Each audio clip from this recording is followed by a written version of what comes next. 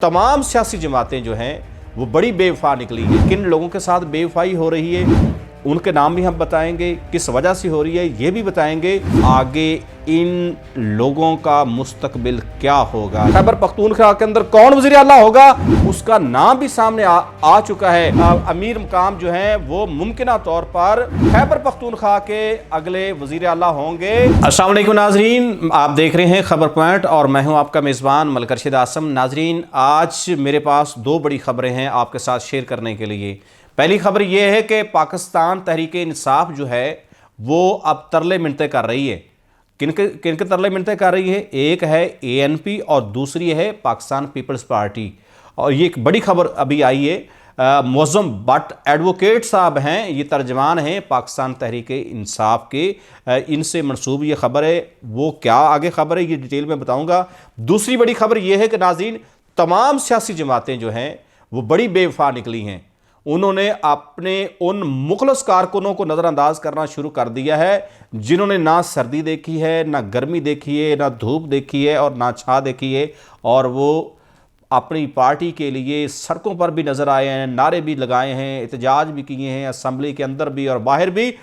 किसी का भाई की शादी है तो वो छोड़ के गया है, किसी का अजीज़ को बीमार है तो वो उसको छोड़ के अपनी पार्टी से वफा करने के लिए जब भी पार्टी को ज़रूरत पड़ी है तो वो लोग वहाँ पे पहुँचे हैं। दो ये बड़ी खबरें हैं। किन लोगों के साथ बेवफाई हो रही है उनके नाम भी हम बताएंगे, किस वजह से हो रही है ये भी बताएंगे, और इसके साथ साथ आपको ये भी बताएंगे कि आगे इन लोगों का मुस्तकबिल क्या होगा, ये क्या करने जा रहे हैं जिनके साथ बेवफाई हो रही है। तो नाज़रीन, सबसे पहले आपकी खिदमत में अर्ज़ करना चाहेंगे कि पाकिस्तान तहरीक-ए-इंसाफ जो है अब उसको नज़र आ रहा है कि जिस तरह से उनके ख़िलाफ़ अलायंस बन रहे हैं और जिस तरह से ख़ुसूसी तौर पर खैबर पख्तूनख्वा के अंदर जिस तरह से टूट फूट का शिकार हुई है पाकिस्तान तहरीक-ए-इंसाफ, तो वहाँ पर सर्वाइवल की जंग लड़ने के लिए पाकिस्तान तहरीक-ए-इंसाफ अब ये चाह रही है, जो पहले किसी के साथ हाथ मिलाना पसंद नहीं करती थी, अब वो ये चाह रही है कि किसी ना किसी तरह पाकिस्तान पीपल्स पार्टी के साथ भी अलायंस हो जाए और ANP जो है उसके साथ भी सीट एडजस्टमेंट का मामला हो जाए। मरकजी तर्जमान है पाकिस्तान तहरीक-ए-इंसाफ के मुअज़्ज़म भट्ट एडवोकेट साहब, ये इन के हवाले से एक खबर जो है वो सामने आई है। उन्होंने कहा है कि पीपल्स पार्टी और ANP को हमारे साथ बातचीत करनी चाहिए, क्योंकि जिस एजेंडे पर पीपल्स पार्टी और ANP बात कर रही हैं वही एजेंडा हमारा भी है। मुअज़्ज़म भट्ट एडवोकेट ने कहा है कि ANP को चाहिए कि सियासी सतह पर PTI से हाथ मिलाने और बिलावल भुट्टो से जो बातें कर रहे हैं, मुमकिन है कि जिस तरह से वो आजकल बातें कर रहे हैं, बयान दे रहे हैं बिलावल भुट्टो, तो हो सकता है कि पीपल्स पार्टी और PTI का आपस में जो है वो अलायंस हो जाए, सियासी तौर पर एक दूसरे से वो तामन करें। साथ साथ मुअज़्ज़म भट्ट साहब के हवाले से ये खबर आ रही है कि वो चाहते हैं कि PTI और ANP का तामन जो है वो जमहूरियत के लिए मौसर पेशरफ्त होगी। और अगर बिलावल भुट्टो जरदारी ये चाहते हैं, वो यूथ की बात करते हैं, यूथ को आगे लेके आना चाहते हैं, तो फिर उन्हें चाहिए कि वो अपने वालिद को भी कायल करें। और PTI चूंकि यूथ की बात करती है और अब बिलावल का एजेंडा भी यही है कि किसी न किसी तरह से यूथ की नुमाइंदगी है वो पीपल्स पार्टी के अंदर भी ज़्यादा देखने को मिले और असम्बलियों के अंदर भी। तो फिर बिलावल भुट्टो जरदारी को कायल करना होगा अपने वालिद गिरामी आसिफ अली जरदारी को इस बात पे कि पीपल्स पार्टी और PTI मिल के इलेक्शन लड़े, और वो भी खैबर पख्तूनख्वा के अंदर। और इस हवाले से आपको एक और बड़ी खबर बता दें कि चंद रोज़ कबल साबिक सदर आसिफ अली जरदारी ने पेशावर का दौरा किया था और इस दौरे के दौरान उन्होंने अपने तमाम पार्टी रहनुमाओं को जो है बड़ा क्लियर मैसेज दिया था कि पीपल्स पार्टी सोलो फ्लाइट लेगी, वो किसी के साथ सीट एडजस्टमेंट नहीं करेगी। लिहाजा खैबर पख्तूनख्वा की क़यादत को यह बड़ा क्लियर मैसेज दिया गया है आसिफ अली जरदारी की तरफ से कि आपने किसी के साथ इत्तेहाद की हामी नहीं भरनी। तो नाज़रीन, एक तरफ पीपल्स पार्टी के शरीक चेयरमैन आसिफ अली जरदारी का बयान बड़ा क्लियर है कि हमने खैबर पख्तूनख्वा के अंदर जो है वो सीट एडजस्टमेंट नहीं करनी, और दूसरी तरफ जिस तरह से पाकिस्तान तहरीक इंसाफ तरले मिन्नतें कर रही है कि खुदा के लिए हमारे साथ इत्तेहाद कर लें, और दूसरा ये आपको ये भी बताएं नाजरीन कि पाकिस्तान तहरीक इंसाफ पार्लियामेंटेरियन के जो मरकजी रहनुमा हैं,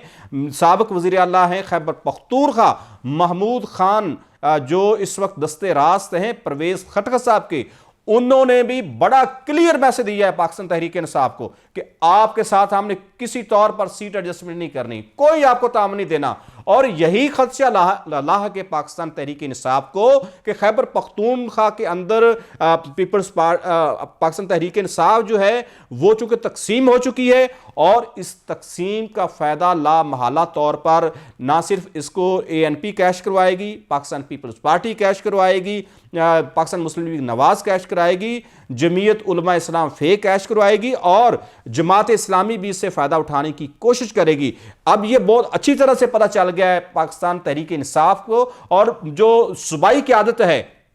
वो खुद इस वक्त जो है वो इख्तलाफात का शिकार है। जो मरवत साहब हैं वो चाहते हैं कि वो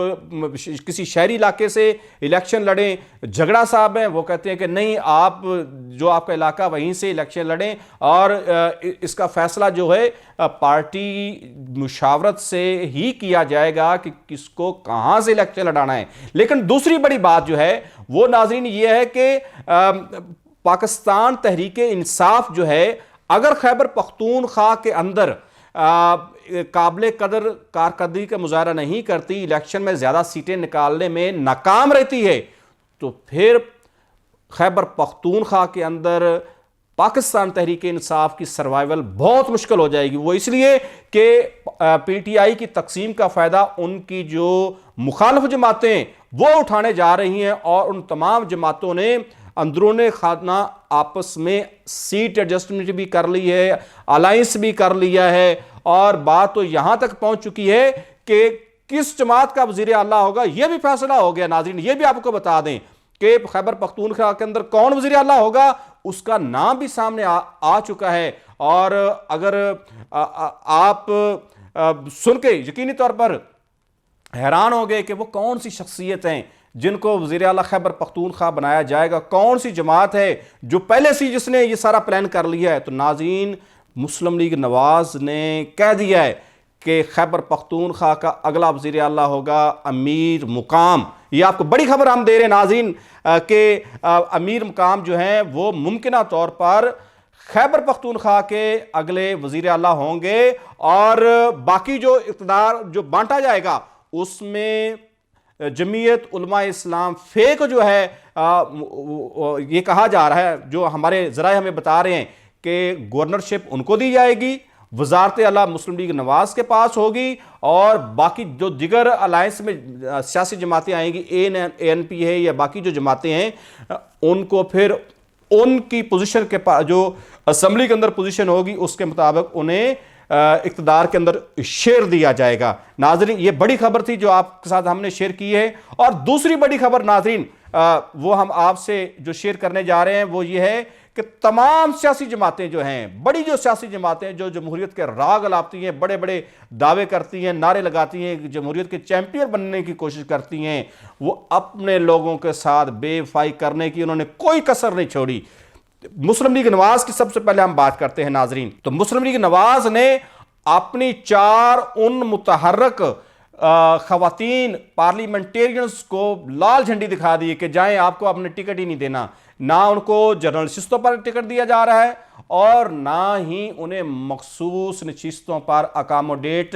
करने की कोशिश की जा रही। नाज़रीन पहला नाम आपको बता दें, वो नाम है आयशा गौस पाशा। आयशा गौस पाशा साहबा जो हैं, आपको याद होगा कि PDM की हुकूमत में वज़ीर मुल्कत बराए ख़जाना रही हैं और ये पंजाब के अंदर भी पहली खातून वज़ीर ख़जाना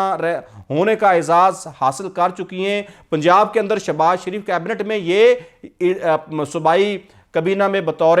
वजारत ख़जाना का कलमदान संभाल चुकी हैं, यहाँ भी खिदमात संजाम जब उन्होंने दी तो फिर मियाँ शहबाज शरीफ साहब ने यह फैसला किया था कि ये तो बड़ी मुतहरक, बड़ी एफिशिएंट खातून है, इसको क्यों ना मरकज़ के अंदर लेके जाया जाए। उन्हें मखसूस निश्त पर MNA बनाया गया। फिर उन्हें वहाँ पर जब मुस्लिम लीग नवाज को PDM के साथ इश्तराक करके हुकूमत बनाने का मौका मिला तो नाज़रीन वहाँ पर ऐशा गौस पाशा साहबा को वजारत ख़जाना का बतौर वज़ीर मुमलकत बराए ख़जाना का कलमदान सौंपा गया था। तो नाज़रीन इस दफ़ा उनको सुनने में यह आया है, अंदर की खबर यह है कि उन्हें बाईपास किया गया है और उन्हें मखसूस नशिस्त पर भी शामिल नहीं किया जा रहा। दूसरी खातून है मायज़ा हमीद। मायज़ा हमीद नाज़रीन जब पंजाब असम्बली की मेंबर थी तो यहाँ पर भी जितना भी एहतजाज होता था मुस्लिम लीग नवाज की जानिब से तो बढ़ चढ़ कर ये खातून जो पेश होती थी असम्बली फ्लोर पर भी और असम्बली फ्लोर के आउट भी, जितना भी एहतजाज होता था। मायज़ा हमीद को भी इस दफ़ा सुनने में ये आ रहा है कि नज़रअंदाज कर दिया गया है और उन्हें भी मखसूस नशिस्त पर कंसीडर नहीं किया गया और वो बड़ी नाराज़ है। और उनके बारे में ये कहा जाता है कि जब मायज़ा हमीद के भाई की शादी थी और उन दिनों अदम एतमाद की तहरीक आई थी इमरान खान के खिलाफ, नाज़रीन आपको याद होगा, तो जितने भी अपोजिशन जमातों के अरकान कौमी असम्बली थे जहाँ जहाँ थे उनको ये पाबंद किया गया था, वो चाहे वो फौतगी पे हैं, शादी पे हैं, जिस मसरूफियत में भी है उसको छोड़कर वो कौमी असम्बली पहुँचे। तो नाज़रीन मायज़ा हमीद अपने भाई की शादी छोड़कर वहाँ पर पहुँची थी और उन्होंने मुस्लिम लीग नवाज के हक़ में जो है वो वोट दिया था और इमरान खान के खिलाफ वोट दिया था और उन्होंने बड़ा एहतजाज किया। फिर इसी तरह नाज़रीन तीसरी खातून है आयशा रजब बलोच। उन्हें भी सुनने में ये आ रहा है कि मखसूस नशिस्त पर अकोमोडेट नहीं किया जा रहा। इनकी भी बड़ी खिदमात हैं। इनके बारे में भी ये कहा जाता है कि इनके भाई कोई अजीज़ थे, वो बहुत बीमार थे और वो उन्हें बीमारी की हालत में छोड़कर जो है वो जब भी पार्टी को ज़रूरत महसूस हुई है तो ये खातून वहाँ पे पहुँची हैं और इन्होंने अपनी पार्टी की फेवर में वोट दिया है अपनी मुखालिफ जमात के ख़िलाफ़। इसी तरह नाज़रीन चौथी खातून है, उनका नाम है शकीला लुकमान। ये भी बड़ी मुतहरक खातून थी मुस्लिम लीग नवाज की और इन्होंने बहुत जो है पार्टी के लिए जो कुर्बानियाँ भी दी हैं, लेकिन अब ये पता ये चला है कि शकीला लुकमान भी ना मखसूस नशिस्तों पर अकोमोडेट हो रही हैं और ना ही उन्हें जनरल नशिस्त पर जो है वो अकोमोडेट किया जा रहा है। इसी तरह नाज़रीन दूसरी बड़ी जमात जो दावेदार है, चैंपियन बनती है जमहूरियत की, वो है मुस्लिम लीग काफ। नाज़रीन मुस्लिम लीग काफ ने भी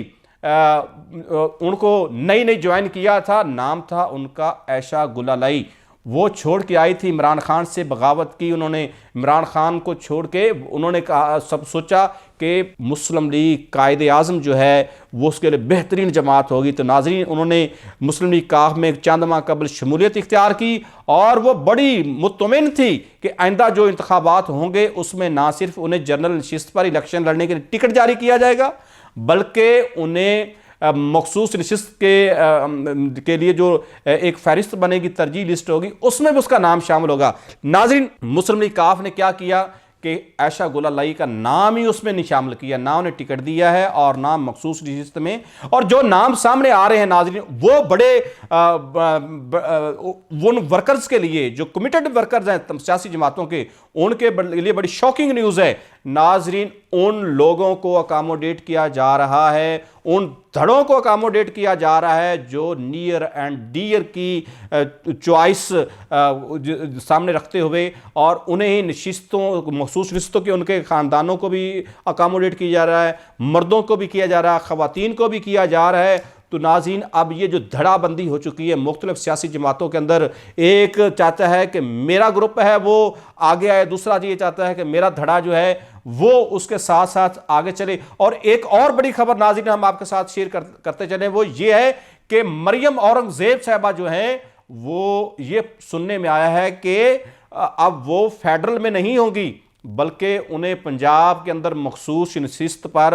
MPA बनाया जाएगा। और ये भी आपको पेश की खबर दे दें कि मरियम नवाज साहबा जो हैं वो मुतवक्को वज़ीर आला हैं मुस्लिम लीग नवाज की जानिब से पंजाब की, और मुस्लिम लीग नवाज पंजाब के अंदर मरियम ये चाहती हैं कि उनकी जो किचन कैबिनेट बनती है, जो उनके दाएं बाएं रहते हैं, अक्सर नजर आते हैं, उन तमाम लोगों को फेडरल से ला के वापस